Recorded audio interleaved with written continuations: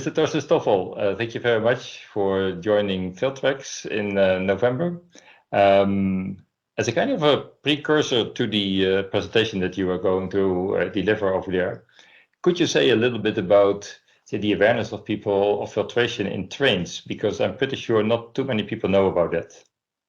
Well, you're absolutely right. I think the filtration in trains has not been within the public awareness before COVID, and then COVID started, and people started to think also what kind of air I'm going to be inhaling when I'm traveling on the train. But even though there's not been any public awareness on filtration in trains, the regulation to filter the air that is being used on train actually already existed since 2005. In 2005, a European guideline was issued by the European Union that stated limits to EPM10 exposures in public places like trains, for example, but not only trains, but also in buildings.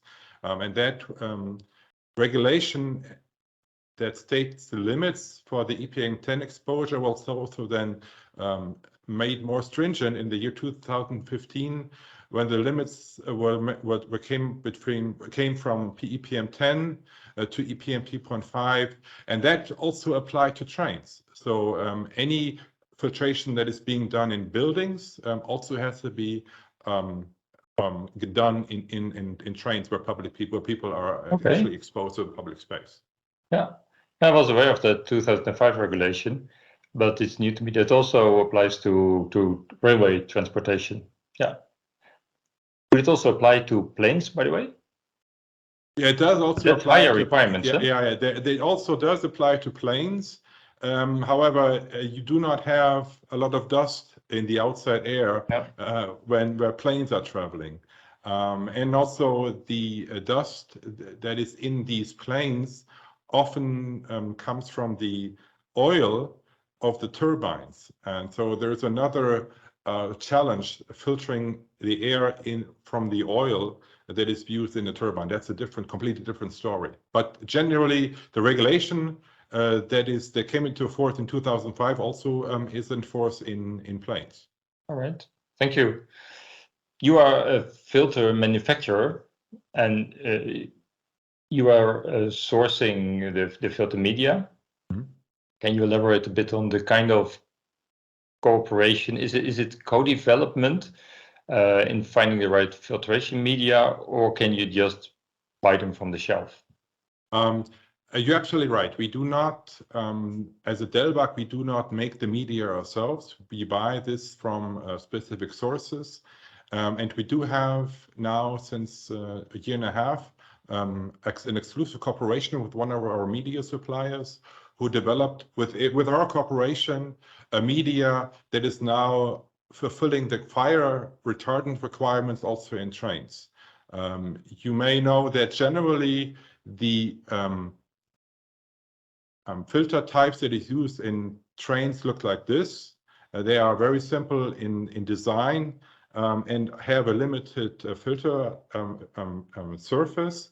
And the new media now that we are going to be introducing can be used as a bag filter, so that the service intervals for these bag filters are a lot longer, and also the energy consumption of these bag filters that we now are promoting is also less than you would on these standard panel filters. And as I said, the cooperation that enabled us to develop and to introduce this fire retardant filter for trains was an exclusive cooperation with one of our supplying partners. Now that's a nice bridge to my next question, which is about maintenance, because you touched upon that. We all know that cabin air filters in cars also need to be replaced on a regular basis, which typically people do way too infrequently. But how about maintenance of filters in trains? Okay. Just a quick answer, please. Okay. Filter is one product that becomes better the longer it's been used. The only thing is that it uses more energy as time continues, as more dust collects in the filter.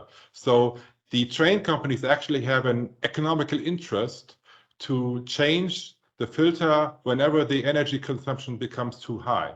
So there's actually no legal requirement to change the filter after half a year or after a year, but the economic requirement or the economic limits will actually encourage the train operators to change the filter after a certain period of time. Okay, thank you. So kind of self-regulating. Yeah.